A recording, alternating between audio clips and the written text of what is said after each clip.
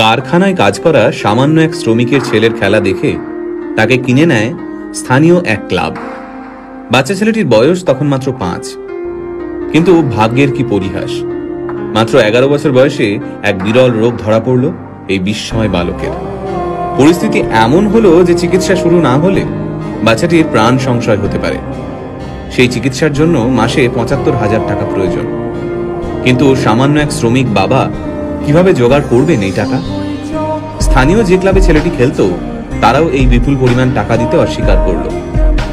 খেলা তো দূর, একটা সময় যার বেঁচে থাকা নিয়ে সংশয় দেখা গিয়েছিল, আজ সেই ছেলেটাই এই পৃথিবীর সর্বকালের সেরা একজন ফুটবলার।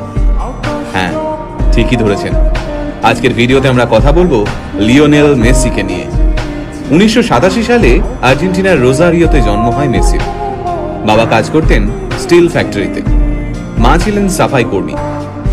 হাঁটতে শেখার আগেই ফুটবল নিয়ে কসরত করা শিখে যায় ছোট্ট মেসি। পায়ে বল নিয়ে যেন জাদু দেখাতে পারত ছোট্ট ছেলেটা। তার খেলা দেখে মাত্র 5 বছর বয়সে তাকে কিনে নেয় স্থানীয় এক ক্লাব। ছোট্ট মেসির খেলা দেখতে দূর দূরান্ত থেকে মাঠে ভিড় জমাতো দর্শকরা।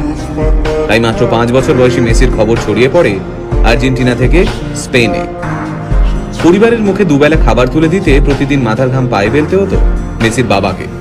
ছেলের প্রতিভা দেখে নিশ্চিন্ত হন মেসির বাবা।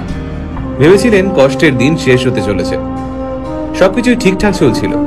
সবাই জানতো মেসি ইউরোপের বড় কোনো ক্লাবে খেলবে। তারপর মেসির যখন বয়স মাত্র 11, তখন ধরা পড়ল এক বিরল রোগ, গ্রোথ হরমোন ডেফিসিয়েন্সি। এই রোগের কারণে বাচ্চার বৃদ্ধি কমে যায়, সাথে বেড়ে যায় ওজন। এই রোগের চিকিৎসা করাতে প্রতিদিন মেসির পায়ে 2টো ইঞ্জেকশন দেওয়া হতো। এই চিকিৎসা করতে মাসে খরচ হতো প্রায় 75,000 টাকা। মেসির পরিবারের পক্ষে এই বিপুল পরিমাণ টাকা দেওয়া অসম্ভব হয়ে দাঁড়ায়।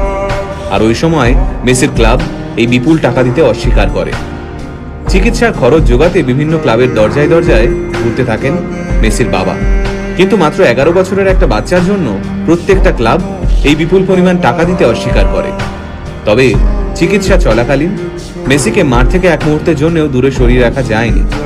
সেই সময় ওই মাঠে উপস্থিত ছিলেন ফুটবল ক্লাব বার্সেলোনার এক প্রতিনিধি।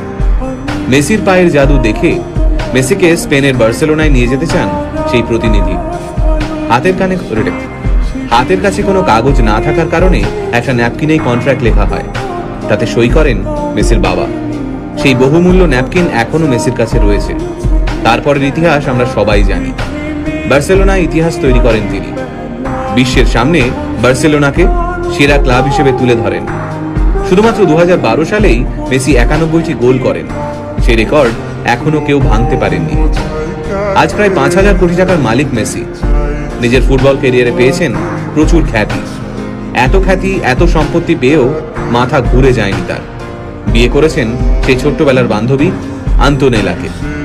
মাত্র 11 বছর বয়সে মেসি যখন আর্জেন্টিনা ছেড়ে স্পেনে চলে যান, তখন তিনি আন্তোনেলাকে কথা দিয়েছিলেন যে একদিন না একদিন তিনি তাকে স্পেনে নিয়ে যাবেনই।